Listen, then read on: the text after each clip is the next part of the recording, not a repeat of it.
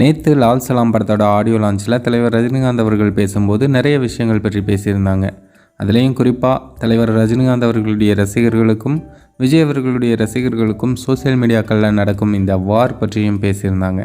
அதாவது ஜெயிலர் படத்தோட ஆடியோ லான்ச்சில் தலைவர் ஒரு காக்கா கழுகு கதை சொன்னார் இல்லையா, அந்த கதை தவறாக புரிந்துக்கப்பட்டு நான் விஜய் தான் சொன்னேன் அப்படின்னு நிறைய பேர் சோசியல் மீடியாவில் பேசிட்டு அது பயங்கரமான பிரச்சனையாகவே போயிட்டுருக்கு. அது எனக்கு வருத்தத்தை தான் கொடுத்தது. அதனால் யாரும் சண்டை போடாதீங்க, நான் விஜயெல்லாம் சொல்லலை. விஜய் நான் பார்த்து வளர்ந்த பையன். விஜய் எனக்கு போட்டி அப்படின்னு சொன்னால் அது எனக்கும் கௌரவம் இல்லை, அவருக்கும் கௌரவம் இல்லை. அதனால் 2 பேருடைய ஃபேன்ஸுமே இந்த மாதிரி விஷயங்கள்லாம் விட்டுருங்க, எல்லோரும் ஒற்றுமையாக இருங்க அப்படின்னு தலைவர் பேசியிருந்தார்.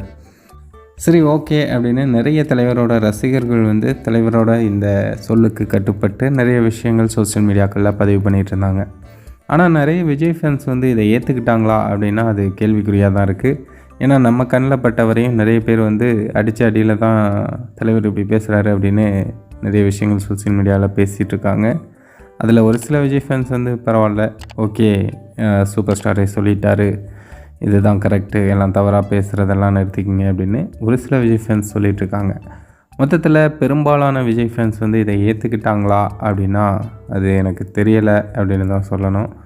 ஏன்னா நிறைய பேர் ஏற்றுக்கிறதுக்கு வாய்ப்பு இல்லை.